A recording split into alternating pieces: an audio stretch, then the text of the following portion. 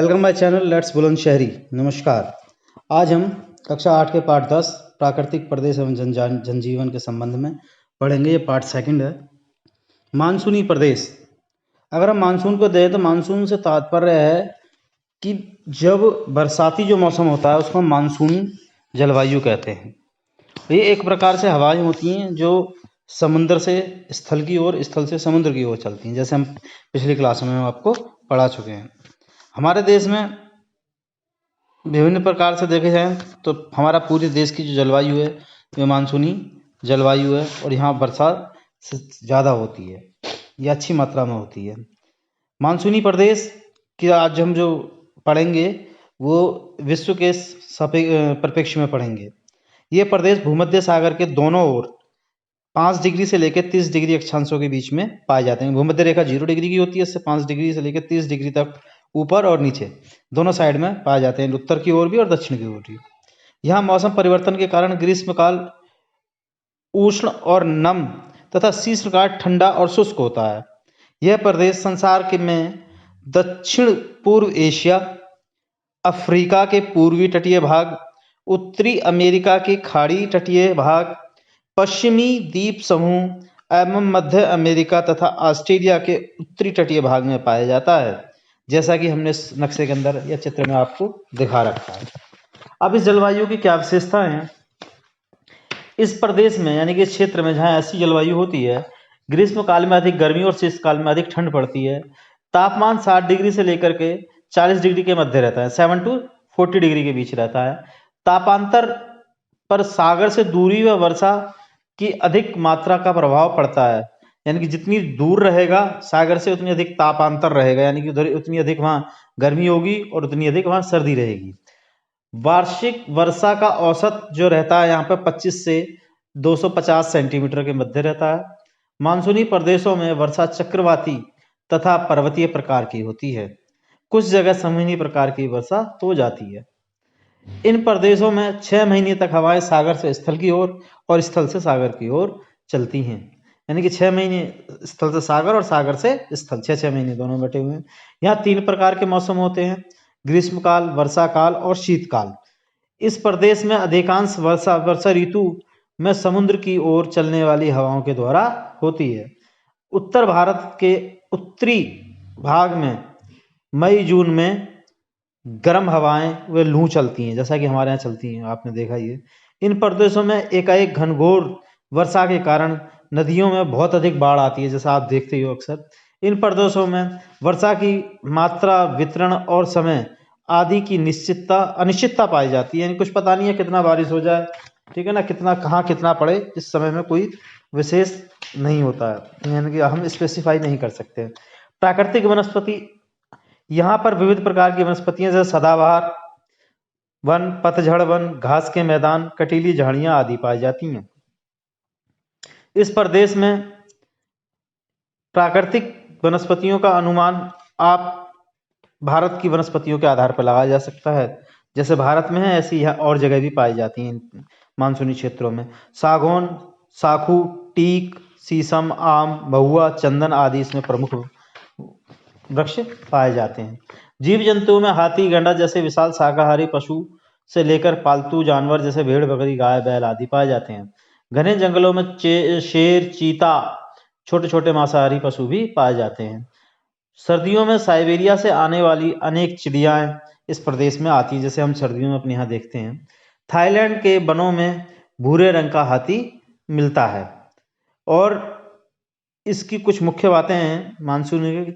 केवल वर्षा काल की लघु अवधि में वर्षा होती है, लंबे समय तक उच्च तापमान, लघु अवधि में शरद काल, पतझड़, वनस्पतियों का विस्तार, उपजाऊ मिट्टी का आवरण, अधिक जनसंख्या का घनत्व आदि इस प्रदेश की मुख्य विशेषता हैं। मानसूनी प्रदेश विश्व का एक ऐसा प्रदेश है जहां लगभग सभी परिवेश की जलवायु, जीव जंतु, वनस्पतियां पाई जाती हैं। यह प्रदेश भूमध्य रेखीय प्रदेश और उष्ण घास के मैदानों का औसत स्वरूप है। अब अगर हम यहाँ के मानव जीवन के बारे में बात करें, यह प्रदेश कृषि उपजों, मानव संपदा, औद्योगिक धंधों प्राचीन सभ्यता तथा सघन जनसंख्या के लिए प्रसिद्ध हैं। यहाँ पर मानव के रहने की समस्त अनुकूल परिस्थितियाँ पाई जाती हैं, क्योंकि बरसात भी होती है, उपजाऊ जमीन भी है और बागवानी, पशुपालन, सारी चीज़ें हैं, खाने पीने के लिए कृषि भी बहुत अच्छी हो जाती है। तो इस प्रकार से अगर ये हम कहते हैं, मानव जीवन में बहुत अधिक जनसंख्या यहाँ पर पाई जाती है और मानव जीवन के लिए बहुत ही अनुकूल परिस्थितियाँ यहाँ पर उपस्थित हैं। मानसूनी प्रदेश संसार में कृषि प्रदेशों में प्रमुख हैं। इस प्रदेश की लगभग 2/3 जनसंख्या जीवाणु में मुख्य रूप से जीवन के जीने के लिए या जीवन के साधनों के लिए कृषि पर निर्भर है। संसार का अधिकांश चाय, चावल, दालें, कहवा, गन्ना, जूट, कपास मानसूनी प्रदेशों में ही होते हैं। इस प्रदेश में मान, तंबाकू, जौ, गेहूं, चना आदि फसलें उगाई जाती हैं, जैसा कि हम अपने आसपास देखते हैं। और पशु भी यहाँ पर बहुत अधिक मात्रा में पाए जाते हैं, जो कृषि में विश्व भर पूरे वर्ष भर कार्य करते हैं। और इसीलिए इन क्षेत्रों में देखो बड़े बड़े कुछ महानगर हैं, आपको मैं बताऊं, Karachi, Mumbai, Kolkata, Rangoon, Singapore, Jakarta, Dhaka, Kathmandu, Colombo आदि नगर हैं, जो क्या नाम है, जिन पर बहुत अधिक जनसंख्या पाई जाती है और बड़े बड़े नगर हैं। अगर हम विश्व में कुछ और प्रदेशों की बात करें तो एक है पश्चिमी यूरोपीय तुल्य प्रदेश के समान प्रदेश। पश्चिमी तुल्य प्रदेश में मान लीजिए इंग्लैंड है, यूरोप की जो है महाद्वीप की एक महत्वपूर्ण देश है इंग्लैंड। इसे एक ठंडी जलवायु वाला प्रदेश के रूप में जाना जाता है और इसका रहन सहन, आर्थिक क्रियाकलापों को अगर हम देखेंगे तो बहुत ठंड पड़ती है और यहाँ पर बहुत ही गर्म कपड़े पहने जाते हैं।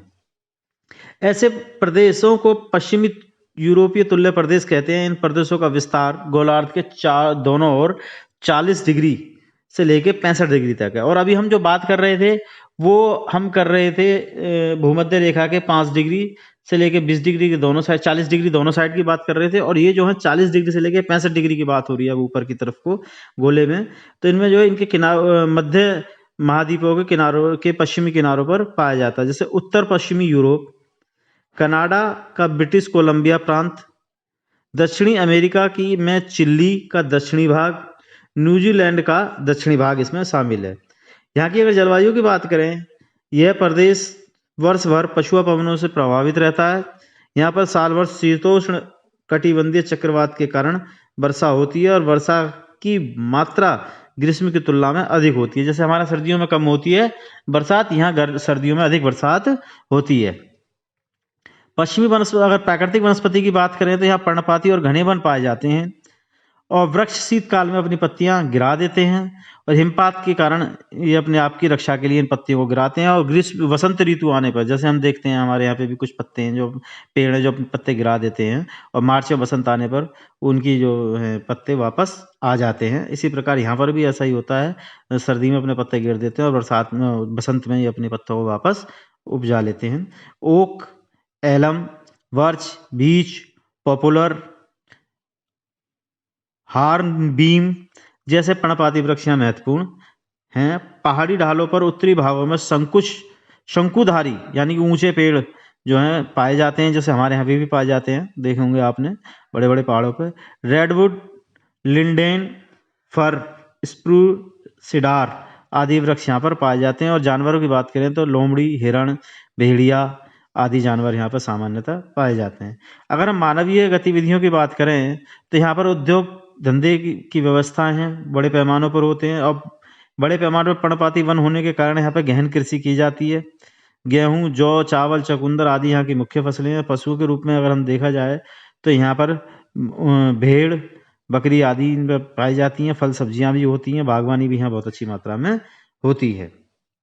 अब चीन तुल्य प्रदेशों की बात करेंगे, चीन जैसी जलवायु कहाँ कहाँ पर है, तो ये महाद्वीपों के पश्चिमी भागों में 30 से 40 डिग्री अक्षांशों के बीच में भूमध्य सागरीय प्राकृतिक प्रदेशों के बारे में जाने जाते हैं।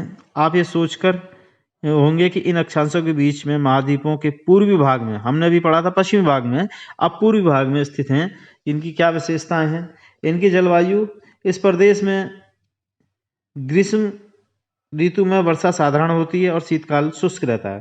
प्राकृतिक बात करें तो यहाँ पर प्राकृतिक वनस्पति में पर्णपाती वन इनके पाए जाते हैं। सदाबहार वन है, पर्णपाती और सदाबहार दोनों प्रकार के वन पाए जाते हैं। शंकुधारी वृक्ष मिलते हैं, जैतून, चीड़, यूकोलिप्टस जो हमारे यहाँ जैसे सफेदा बोलते हैं उसके मूल्यवान वृक्ष पाए जाते हैं।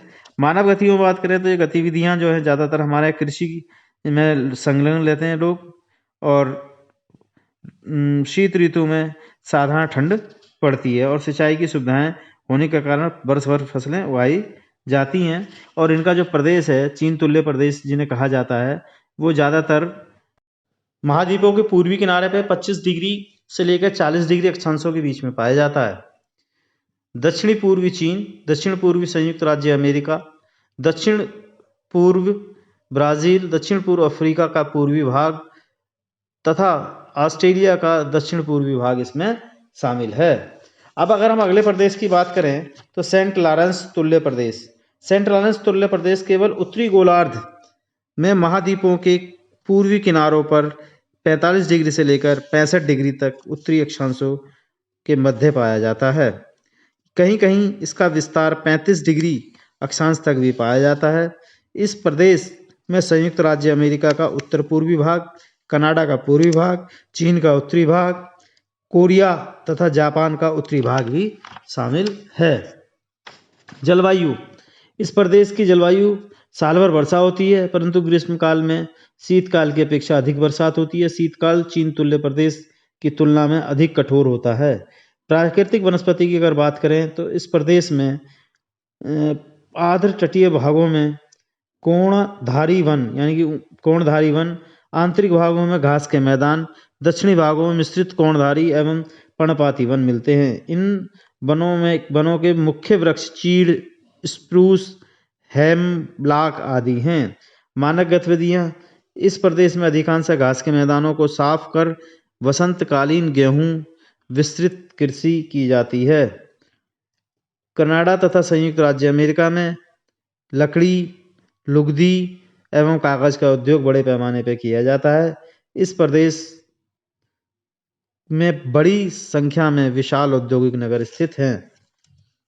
आज के पाठ में यही थे हमारे तुलनीय प्रदेश, थे हमारे चीन, सेंट लॉरेंस और आपका पश्चिमी यूरोपीय तुलनीय प्रदेश, और साथ में हमारे जो प्राकृतिक प्रदेश थे जिनके बारे में हमने जानकारी ली, मानसूनी प्रदेश। इतना ही था। बहुत बहुत धन्यवाद। Thank you very much.